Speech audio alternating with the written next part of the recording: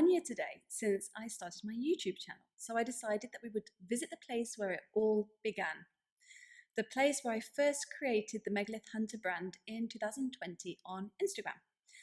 I'm talking about the tiny Mediterranean island of Gozo. I was on a staycation over there, and having visited all of the main megalithic sites many times in the past, I wanted to see something different. So I started looking for megaliths that are documented but not signposted. After tripping over lots of vegetation and rocks, I found a dolmen, took a photograph of it, and went back to the farmhouse I was renting for a few days. Because it had been quite the effort to find this dolmen, I thought the Instagram handle Megalith Hunter would be quite appropriate for these treks. I've always been interested in history, but really intrigued by the megalith builders. So my plan was to find lost sites, do the research I've always wanted to do, and solve some ancient mysteries at the same time. Easy. Since that day, I've gone on to create a YouTube channel, a Twitter handle, a Facebook page, and a Patreon account. I am now the Megalith Hunter. So let's go to Gozo, called Audesh in Maltese, and to the village of Xagħra. I want to mainly discuss Xagħra because it's got a high concentration of Neolithic sites, including the UNESCO World Heritage Site of Ġgantija. I already did a video on Ġgantija some time ago, so I won't go into too much detail on it again, but there are plenty of other sites in that village too, which I've barely discussed. Also, there is some new research on the Neolithic period in Gozo, so we need to go over that as well.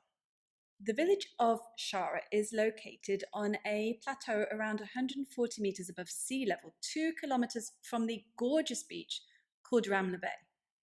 A fun legend associated with the village is about the Calypso cave. It's said that this is the place referred to in Homer's Odyssey, where the nymph Calypso kept Odysseus for 7 years. In the Odyssey, it says she lived on the island of Xagħra, which some classicists think, based on various descriptions of it in different texts from that period, was Gozo. I'm not sure how this particular cave got the reputation though. There are many caves. And of course, we don't even know if the Odyssey was based on a historical account. But if it was, then it's possible this guy got stranded on Gozo.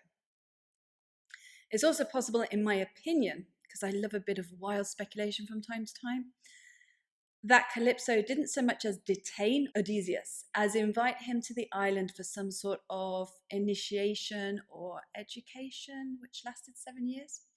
A highly symbolic number. But anyway, let's go back to the Neolithic. There are 6 Neolithic sites in Xagħra. At an area called Tas Shruj, archaeologists found pottery sherds and the remains of buildings which date to both the early Neolithic as well as the Temple period.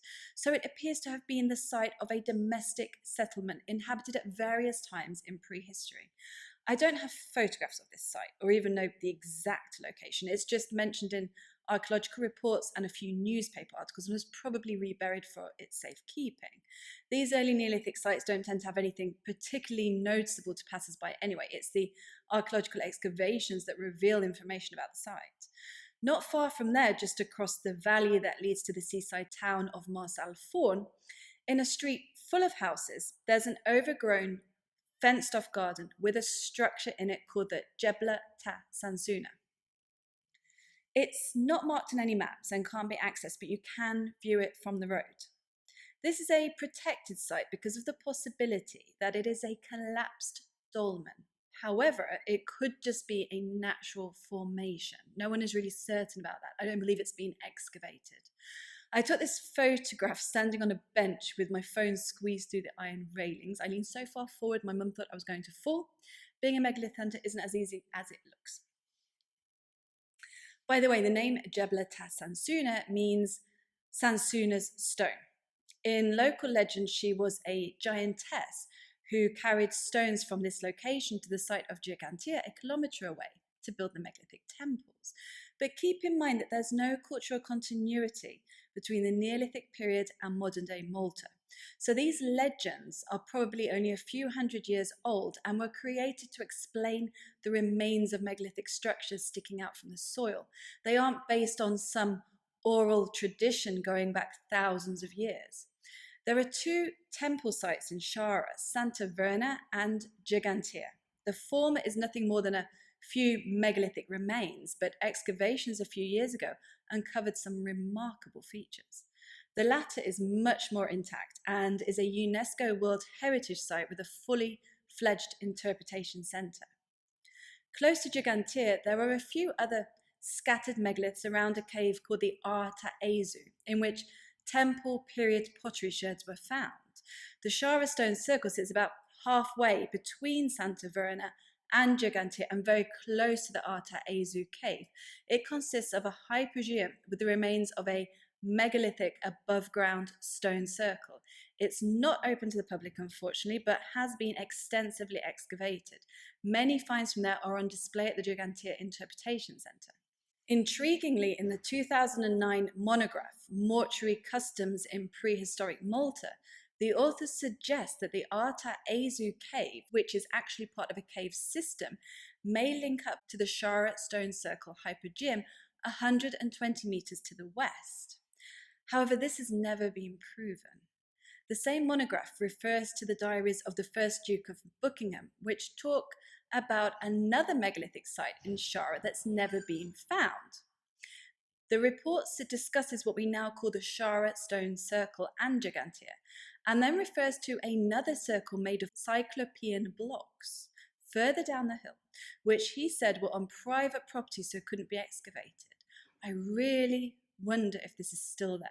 So as you can see, Xagħra was a hugely important ritual site during the temple period, as well as being the site of earlier Neolithic domestic villages. In case you haven't seen my earlier videos, here's a quick overview of prehistoric phases in Malta. The Ardallan phase is the earliest, going back to around 8,000 years ago, and was characterized by an early Neolithic farming community. They didn't build megaliths, and there's not much evidence from that period or the subsequent Scorba phase. It's limited to pottery sherds, some figurines, carbonized crops, animal bones, and the remains of mud brick huts. After this early Neolithic period, there's a gap in the archaeological record that's around 1,000 years long, during which time it's thought the islands were abandoned or the population was reduced so much it barely left any evidence behind. Archaeologists refer to this empty phase as the 5th millennium hiatus, after which new settlers arrived on the island, and it was these people who around 200 years later started building megalithic temples. What's fascinating is that in some places, these later people re-inhabited early Neolithic domestic settlements and then built temples on top of them. This opens up a whole set of questions. Were these people descended from the early Neolithic farmers, so wanted to occupy the places that ancestors had left behind? Did they simply settle in places that were well situated for access to water and fertile land, the same as their ancestors? Or was there something else going on that's not clear in the archaeological record? Excavations at Santa Verna Temple in Gozo by the Fraxus project uncovered Ardallan and Scorba phase pottery, as well as the remains of Scorba phase huts. So it's likely that this was the site of an early Neolithic settlement, which the temple people then built their megalithic structures on top of. Tas Strud is 1 kilometre northwest of Santa Verna. Earlier excavations of that site also revealed Ardallan phase pottery, as well as the remains of huts. Pottery dating to the later temple period was also found. So it's possible this was a village first inhabited in the Ardallan phase and then settled again later in the Zebush and Ġgantija phases when the temples were in use. It's interesting because it makes me also wonder why some early Neolithic sites were resettled 1,000 years later or more as domestic villages only, whereas others were turned into these huge megalithic sanctuaries. And then there are sites like Ġgantija, which date only to the megalithic building period and weren't in use earlier. Little remains of the megaliths that once enclosed the site of the Xagħra Stone Circle. Old paintings and engravings from the late 19th and early 20th centuries depict a fuller circle with an entrance gap flanked by 2 orthostats. The roof covering the hypogeum in the middle of the enclosure collapsed during the Bronze Age, unlike the Halsaflieni hypogeum on Malta, which was mostly an artificial construction. The Xagħra Stone Circle burial complex is made up of natural caves which were then modified. It dates to the Tarshian phase, so a few hundred years later than the Santa Verna and Ġgantija Temples. However, there is also a rock-cut tomb there, which was originally dated to the Zebush phase, the time when the temple people first went to Malta, but before they started building megalithic structures. It was recently redated to the Ġgantija phase though, so contemporary with the nearby temples. That's important because we often think about these ritual landscapes as having certain kinds of alignments, but there are often hundreds of years or more between the construction of the various monuments, so a connection between them wasn't there for all of their history. Various megalithic remains and artifacts were excavated from the site, such as altars and large statues. This shell headdress was found on the burial of a woman. I think this set of figurines is my favourite display at the Ġgantija Interpretation Centre. It's not certain what they were for. They could have been ritual offerings or part of a game, perhaps. 216,587 human bones were excavated from the Xagħra Stone Circle and were disarticulated, meaning they were all mixed together, so the number of burials was difficult to determine. 54 adults and 11 children were thought to have been buried in the earlier rock-cut tombs, with more than 800 in the Tarshian phase hypogeum. Based on what could be determined from osteological analysis, the population was fairly healthy for its time. However, it could be that people had experienced illnesses which don't leave a trace in the bones. The disarticulated nature of the remains may be because earlier bones were moved to other locations within the hypogeum to make way for new burials. Animal bones were also found inside the hypogeum, with the majority belonging to sheep, goats, cows, and pigs. It's thought these were associated with funerary feasts. The diet of the Tarshian phase population was not easy to determine from the human remains, but overall, experts believe they relied on meat and dairy, with almost nothing derived from marine resources. This is something I've always found strange, well, since I got to know about it. Since Gozo is so small and the coastlines are so easily accessible, why didn't its Neolithic inhabitants eat more seafood? Also, catching seafood is far easier than rearing animals and finding enough resources on a small island to feed them. A paper published last year in the International Journal of Osteoarchaeology analysed periosteal lesions in bone fragments excavated from the hypogeum.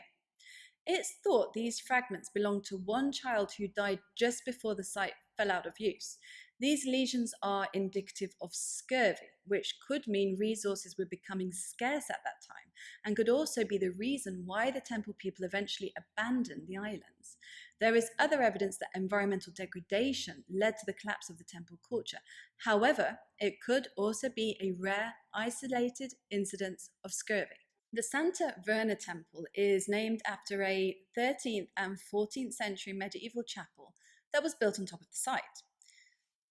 It's around half a kilometre west of the Xagħra Stone Circle and about 1 kilometre west of the Ġgantija Temples. All that remains of the monumental Neolithic edifice is a part of the concave facade typical of Maltese temples, including a stone bench, a large hole cut into one of the blocks, similar to the oracle hole at Xagħra, although this could just be from natural erosion, and some scattered megaliths. The most recent excavation was done a few years ago by the Fraxis Project, who published their finds in a monograph called Temple Places. Details are in the description below. The latest dates for the site show that it was built around 3800 BCE and started out with a trefoil layout.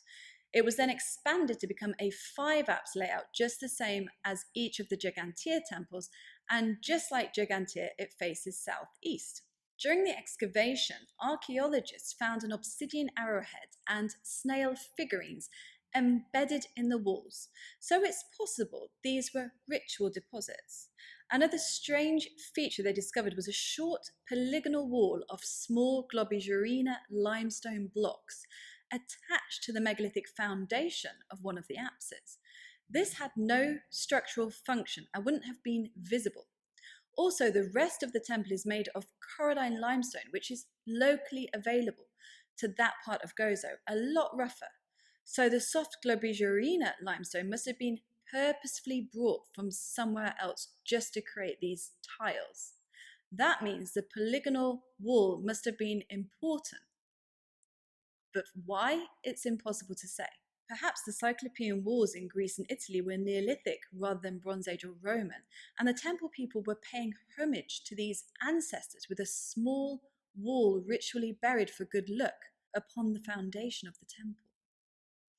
I'm only joking. There's zero evidence for that. But it's my anniversary special, so I can be as funny as I want. Ġgantija has two temples, the South Temple with 5 apses, which is the earliest, and the North Temple with 4 apses and a niche.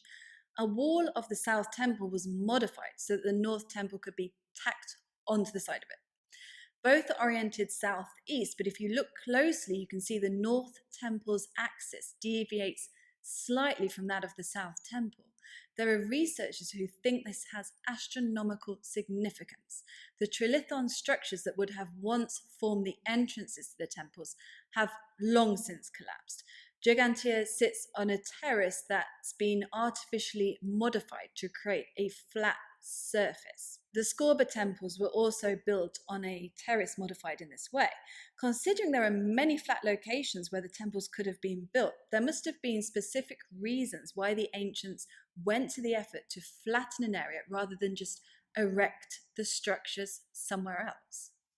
The most recent excavation by the Xagħra project found that Ġgantija was built near a natural spring caused by a fault line. This is significant. From a practical point of view, it does make sense that the temples were located near water sources and fertile agricultural land. From a ritual point of view, water may have been relevant, just as it was to the later Bronze Age Sardinians who built holy wells, or the Romans who built nymphaea, or many other ancient cultures. During one of the early excavations of the South Temple, a bowl containing a bull's horn, seashells, and pottery sherds was found under the threshold slab at the entrance. This was probably a ritual deposition, just like the snail figurines and obsidian arrowhead found in the walls at Santa Verna are thought to have been. Inside one of the apses of the South Temple, a betel was found, which is now in the Interpretation Centre. This was not a part of the structure, so must have played a role in some kind of a ritual. A similar betel also stands in one of the apses at the main temple of Xagħra. It's also in this temple that a megalith was found with the carving of a snake. As far as I know, this is the only serpentine carving in any of the Maltese temples. The tunnel-shaped holes typical of the Maltese temples are found in abundance at Ġgantija. It's thought these were to hold some sort of screen or barrier made of material which has decomposed. Remnants of red ochre-covered building material have led archaeologists to conclude that some of Ġgantija's walls were originally plastered and decorated. Red ochre is found throughout the ancient world in buildings and in tombs. It may have symbolized blood rather than being simply for decoration. As with other temples, stone spheres can be seen lying around at the front of Ġgantija. These are thought to have been for rolling the megaliths into place. At Tarshin temples, one can be seen lying underneath a huge megalith, so this could be evidence for that. Old paintings and engravings of the site when it was first discovered show a ramp leading up to the forecourt from the sloping hill to the south, and a trilithon entrance at the end of the ramp built into a megalithic wall. However, up until recently, there was no trace of this original entrance. The excavation by the Xagħra project revealed some megaliths to the south that may have been a part of this structure. These were dated to the Tarshin phase, so show they were added during a later remodeling of the site. How the temple people accessed the complex when they first built it isn't known. There are the usual libation holes at Ġgantija, which may or may not have been used for pouring of ritual offerings. I personally don't think so. Apart from the snake carving, there isn't a lot of decoration in the Ġgantija temples, not compared to Tarshin. However, there are pitted blocks, which is a common theme in the Neolithic monuments. In between Ġgantija and the Arta Ezu, there are some megaliths built into a farmer's rubble wall just near the exit. these probably belong to another temple or megalithic structure as well. So what was going on in ancient Xagħra? 5,000 years ago, within a couple of kilometers, there was a domestic village, 2 megalithic sites for the living, a megalithic site for the dead, a cave complex used in some way or another, and some other scattered megalithic structures. There could have been many more sites which have been lost or which have yet to be found. This plateau was clearly very important to the ancients. When I walk around there, I try to ignore all the modern buildings and imagine what it would have looked like in the late Neolithic. All the main monuments would have been visible from one another. A spring would have been bubbling up somewhere close to Ġgantija. And I wonder how the activities at Xagħra were linked to whatever was taking place at the other temples found in other parts of the island. Let me know what you think in the comments. Don't forget to like this video and subscribe to the channel. I'm also on Patreon. Thank you to my patrons. I really appreciate the support. Also, come and find me on Instagram, Twitter and Facebook, where I post regularly, and take a look at my website for the GPS locations of the places I visit, some of which are very hard to find.